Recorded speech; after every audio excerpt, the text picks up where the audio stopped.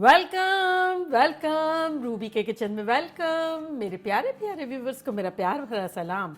आज आप लोगों की बेहद फरमाइश पर हम हर दिल अजीज ज़बरदस्त सा क्रिस्पी सा मसाला डोसा बनाएंगे, वो भी मेरे स्टाइल में। तो चलिए स्टार्ट करते हैं।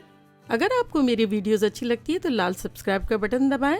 बराबर में ये बेल का जो आइकॉन है इसको दबाने से आपको मेरी रेसिपी सबसे पहले फ्री में देखने मिलेगी। वीडियोस अच्छी लगे थम्स अप दें। देखिए, सबसे पहले बैटर बनाएंगे। बैटर बनाने के लिए क्या है, हमें रेगुलर घर के जो चावल होते हैं टूटे फूटे वो लेने हैं। तो ये 2 कप वो चले गए चावल। और यहाँ हमारे पास है उड़द दाल, और कुछ लोग इसे माश की दाल भी कहते हैं और कुछ लोग उड़द दाल कहते हैं, लेकिन बेसिकली वो मूंग की दाल की जैसी होती है ना, वाइट, वो है ये चिकनी दाल जैसे कहते हैं। तो ये चली जाएगी आधा कप। तो बेसिकली जितने चावल जाएंगे उसके चौथा हिस्सा दाल जाएगी। और यहाँ देखिए हमारे पास है चना दाल। चना दाल जो है ये इससे टेस्ट भी अच्छा आता है, और दूसरी ये कि जब हम डोसा बनाते हैं ना तो वो चिपकता नहीं है, तो ये उसके लिए काम आती है। तो ये है 1/4 कप यानी 4 टेबल स्पून।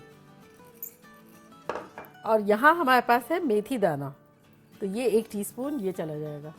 अब आपके ये दालें और चावल नहीं धुला हुआ है तो इस पॉइंट पर धो के और इसको इतना पानी डालना है कि ये फुल भर जाए। तो 12 घंटे बाद ये ऑलमोस्ट डबल ही हो जाएंगे फूल के। तो चले अब इसको हम किसी भी ब्लेंडर में, ग्राइंडर में, या आपके पास जो भी है उसमें इसे पीसेंगे कम से कम पानी डाल के। तो मैं आपको बताती हूँ वो कैसे। इसमें ये सुराख वाला चम्मच डाल के और ये चावलों को, दालों को, सबको इसमें डाल देंगे। अब आपके पास जितना बड़ा वो है ग्राइंडर या जो भी है मिक्सी, तो उस हिसाब से आप क्वांटिटी डिसाइड करें कि आपको कितना डालना है। तो ये देखिए थोड़ा थोड़ा पानी आ रहा है, थोड़ा थोड़ा तो हमें डालना भी पड़ेगा।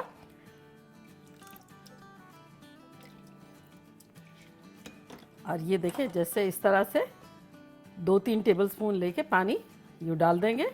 बहुत ज़्यादा शुरू में नहीं डालेंगे, जितनी ज़रूरत हो इतना डालेंगे। अब मिक्सी को करेंगे बंद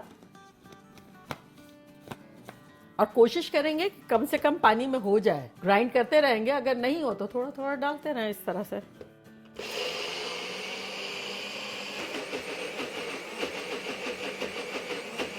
थोड़ा सा रोक लेंगे, हिला लेंगे, चावल का दाना वगैरह ले लेंगे और जैसे ज़रूरत हुई तो थोड़ा सा पानी डाल देंगे। ये देखिए काफ़ी गाढ़ा है, लेकिन स्टार्ट हम गाढ़े से ही करेंगे, लिक्विड नहीं करना है ज़्यादा।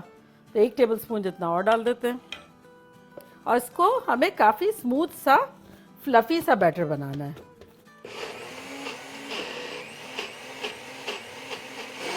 और मैं सजेस्ट करूंगी, अगर आपका ये मिक्सी का जार अगर मेटल का है तो इतना चलाने से वो हीट अप हो जाएगा। तब पानी क्या है, हल्का सा, बहुत ज़्यादा ठंडा नहीं लेकिन हल्का सा ठंडा लें, ताकि आफ्टर ऑल वो नॉर्मल टेम्परेचर पे आ जाए, ज़्यादा गर्म होकर नरम ना हो जाए। चले देखते हैं अब कैसा लग रहा है। ये देखें कैसे फूला फूला सा, फ्लफी फ्लफी सा। अब जब हाथ लगा रहे हैं तो बड़ा अच्छा सा स्मूथ सा है, हल्का हल्का कहीं कहीं ग्रेन्स आ रहे हैं, बहुत माइनर। तो बस अब इसको इसी तरह से पीस पीस के और एक बोल में निकालते जाएंगे। देखिए कितना हल्का हो गया है और फूला फूला सा, स्मूथ स्मूथ सा है। आपकी मशीन में जितनी इजाज़त हो इतना पानी डालते जाएं और करते जाएं। तो ये देखिए हमारा सेकंड बैच हो गया, और अब लास्ट एंड फाइनल बैच है। उसमें हम क्या करेंगे, 4 टेबल स्पून चावल डाल देंगे, पके हुए चावल जो हमारे घर के होते हैं ना, वो 4 टेबल स्पून यानी 1/4 कप वो डाल देंगे। और ये देखिए हमारे पास थोड़े से रह गए हैं, ये जितना भी बचा हुआ है वो डाल देंगे।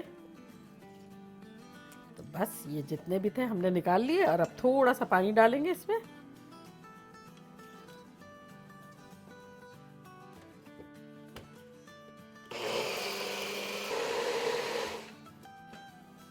तो बेसिकली हमें बड़ा क्रीमी क्रीमी सा ये मिक्सचर बनाना है। तो चले ये हमारा हो गया, और अब इसको हम यहाँ लेते हैं और थोड़ा सा फेंट लेते हैं। आप चाहे तो हाथ से फेंट लें और चाहे तो चम्मच से फेंट लें। इस तरह से, ताकि इसमें एयर आ जाए और मोर एयरी हो जाए और क्रीमियर हो जाए। ये देखिए कैसी रिबन सी बन रही है आमेजे में। तो बस इसको अब हमें रखना है ओवरनाइट या 12 घंटे, जो भी कह ले आप। अब इसमें हम नमक अभी नहीं डालेंगे, नमक उस वक्त डालेंगे जहाँ बहुत ज़्यादा गर्मी हो और ये आमेज़ा बन रहा हो, क्योंकि नमक जो है वो फर्मेंटेशन को स्लो कर देती है, प्रोसेस को।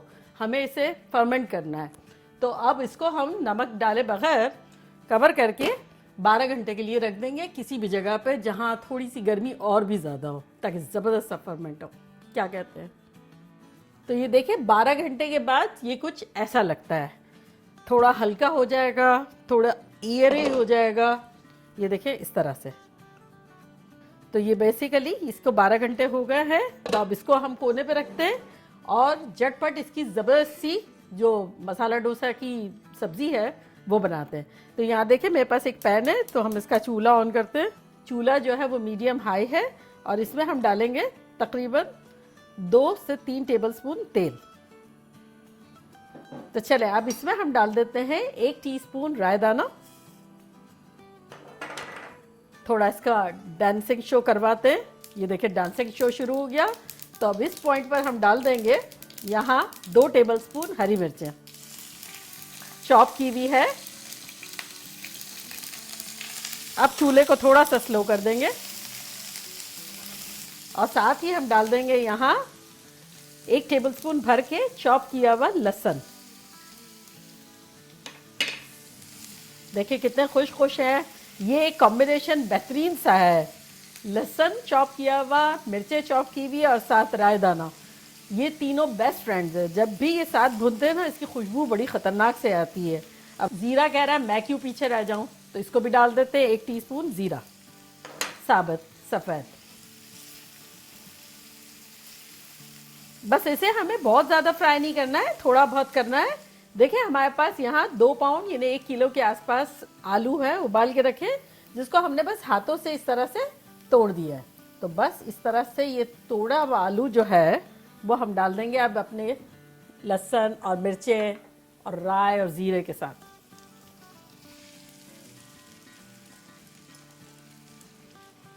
और साथ ही इसमें जाएगा 1 टीस्पून नमक और आधा टीस्पून हल्दी पाउडर। और इसमें हम डालेंगे 2 टेबलस्पून पानी। और ये देखिए हमारे पास पोटैटो मैशर या कुछ भी हो, उससे हम थोड़ा सा इसको मैश कर देंगे। बेसिकली ये हमें टूटे फूटे पीसेस चाहिए। इसका मज़ा ही ये है कि थोड़ा ये टूटे फूटे हो। चले अब इसे अच्छे से मिक्स कर लेंगे। अब इस पॉइंट पर हम डालेंगे आधा कप चॉप की हुई प्याज रखी हुई है, ये डाल देंगे। इससे बड़ा अच्छा सा फ्लेवर आएगा, एक स्वीटनेस मिलेगी इसको। ये जो प्याजों का मॉइस्चर है ना, ये सारे आलूओं के आमेज़े को मिक्स करने में हेल्प भी करेगा और फ्लेवरफुल सा बना देगा। देखिए ये बड़ा अच्छा सा मिक्स हो गया है, अब पक गया है। अब इसमें हम 2-3 चीज़ें डालेंगे जो कि कुछ यूँ है कि 1 टीस्पून कुटी हुई मिर्चें, 2 टेबलस्पून हरा धनिया और 1 टेबलस्पून के आसपास नींबू।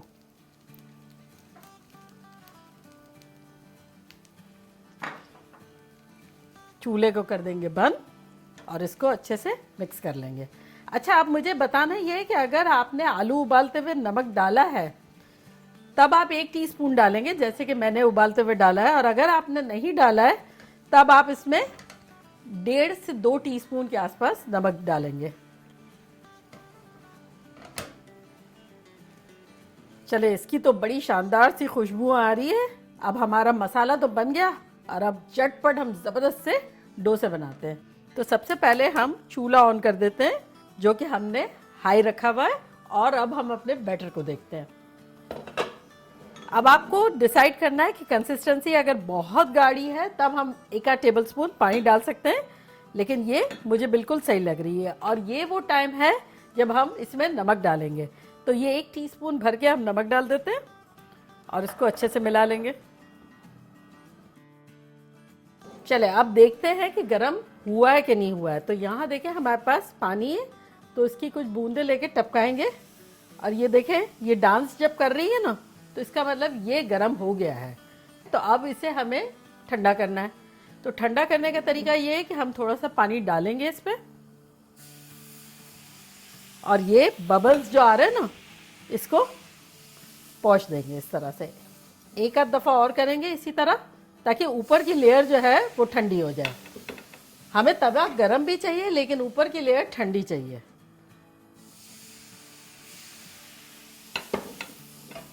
तो ये जो है अब हमारी ऊपर की लेयर ठंडी हो गई है और इसको भर के इस पर रखेंगे सेंटर में, जितना चाहिए इतना। तो ये तकरीबन मैं 2 टेबलस्पून ले रही हूँ। ये जो स्पून है सेंटर से सर्कल बनाएंगे 3-4 दफ़ा। जब 3-4 दफ़ा बना लेंगे फिर हम आगे बढ़ेंगे, वरना क्या होगा कि सेंटर वाला पोर्शन मोटा ही रह जाएगा, हम फैलाने के चक्कर में रहेंगे। तो ये जैसे है हम इसको डाल सकते हैं हमारे चम्मच में जो है, और ये फैलाते रहेंगे। चूल्हा हमारा तेज़ ही है और अब हम वेट करेंगे। ऊपर का पोर्शन सूखेगा जब तक हमारा चूल्हा जो है वो हाई पे ही रहेगा। अब आप चेक कर सकते हैं, ये देखें ऊपर का पोर्शन बिल्कुल ड्राई हो गया है। तो अब हम चूल्हे को मीडियम कर देंगे, मीडियम टू मीडियम हाई, और थोड़ा सा ऊपर वाले पोर्शन पे ऑयल लगाएंगे। इससे क्या होगा कि क्रिस्पी बनेगा डोसा हमारा। और फिर ब्रश कर लेंगे। अब कभी भी जब आप डोसा बनाएंगे तो पहला और दूसरा डोसा इतना अच्छा नहीं बनेगा जितना कि फिर आप बनाते जाएंगे, तवा और आप एक दूसरे को पहचान जाएंगे, हीट पहचान जाएंगे, तो बेहतर से बेहतर बनेगा। तो टेंशन नहीं लीजिएगा, इतना सारा बैटर है, बनाते जाएं। लेकिन टेम्परेचर का जैसे मैंने कहा है वो बहुत इंपॉर्टेंट है कि उसको मद्देनज़र रखिएगा, तभी क्रिस्पी और मज़ेदार बनेगा। अब ये दिख रहा है आपको, ये ब्राउन हो रहा है, तो ये अच्छे से देखिए सिक रहा है। अगर आप चाहें तो किनारे पे थोड़ा थोड़ा, अगर आपका तवा ऐसा है मेटल का, तो आप लगा सकते हैं तेल। अगर ये ब्राउन हो रहा है तो आप भी पोजीशन को तवे की चेंज कर करके अच्छे से एक साथ सेक सकते हैं। ये देखिए जब बनने लगता है तो ये खुद ही ऊपर आने लग जाता है इस तरह से। जब सिक जाएगा तो वो खुद ही छोड़ देगा। अच्छा, अब इसमें हम डालेंगे फिलिंग। अगर आप चाहें तो प्लेन भी रख सकते हैं और फिलिंग भी डाल सकते हैं। तो अभी हम फिलिंग वाला बताते हैं आपको। फिलिंग आप पे है, अब आपको जितनी डालनी हो डालें। और अब इसको हम निकालेंगे, ये देखिए इस तरह से। ये देखिए ज़बरदस्त सा हमारा बन गया। इसको हम डिश आउट करते हैं।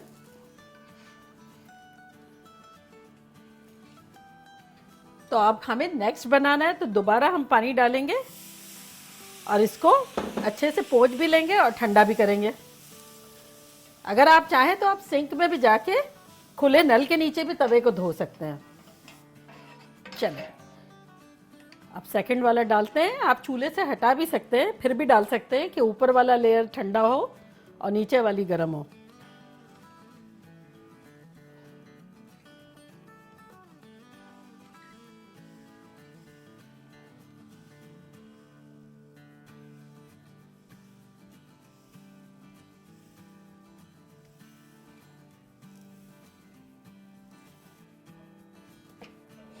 चलिए अब चूल्हे पर रख सकते हैं और चूल्हा जो है वो मीडियम हाई कर देते हैं।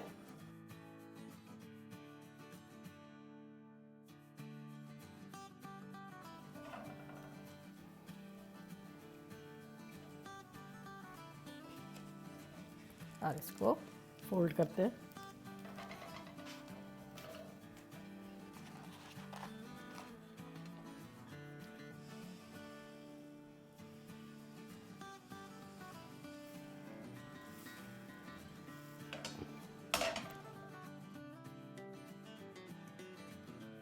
तो ये वाला जो है वो हम स्टफिंग बगैर रखेंगे। वजह क्या है कि ये बहुत देर तक क्रिस्पी रहेगा। जैसे पार्टीज वगैरह हो या कोई गेट टुगेदर हो तो हम सारे डोसे बना बना के सबको सर्व नहीं कर सकते ना। तब क्या करेंगे, स्टफिंग नहीं भरेंगे और डोसे बना बना के रखेंगे, स्टफिंग को सेपरेट रखेंगे। इस तरह से वो शाम तक क्रिस्पी रहेंगे, जब भी खाएंगे करारे रहेंगे। है ना आइडिया? चले, ये देखिए खुद ही कहता है मुझे पलटो, मुझे पलटो, मुझे निकालो, मुझे घुमाओ। तो अब मैं जो हूँ 3 ही बनाऊंगी, फिर मैं फ्रिज में ये बैटर रख दूंगी और आराम से बनाती जाऊंगी और एंजॉय करती जाऊंगी, जब दिल चाह बना लेंगे। तो देखा कैसे झटपट हमने ज़बरदस्त से मसाला डोसा बना लिए। अब वो भी आप लोगों की फरमाइश पर।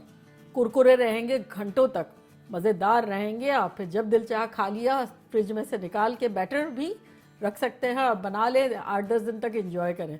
अच्छा देखिए, यहाँ मैंने ढेर सारी चटनियाँ भी बनाई है। अगर आपको रेसिपी चाहिए और संभार की तो मुझे बताइएगा। मैं इस वक्त ट्राई करती हूँ विथ लॉट्स ऑफ चटनियाँ, जो कि कोकोनट की भी है, अलग अलग तरह की है, और ये स्टफिंग भी है।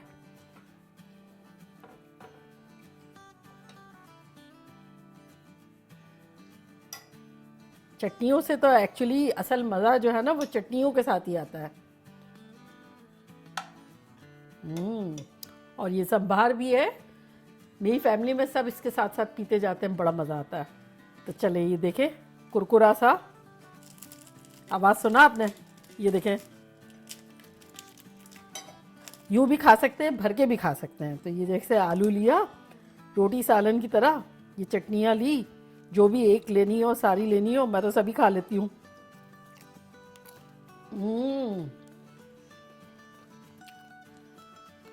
तो खतरनाक है। और आपने देखा ये आवाज़ इसकी, ये कैसी है? ये देखें, आप बना के रखेंगे ऐसी ही रहेगी। अगर आपने टेम्परेचर को सही कंट्रोल किया, जैसे मैंने बताया, और इसी तरह 12-12 घंटे पीसा रखा, आपका भी ऐसे ही खतरनाक रिजल्ट आएगा। तो चले, ये आप लोगों के नाम पे खाती हूँ। ये स्टफिंग लेती हूँ, ये ढेर सारी चटनियाँ, और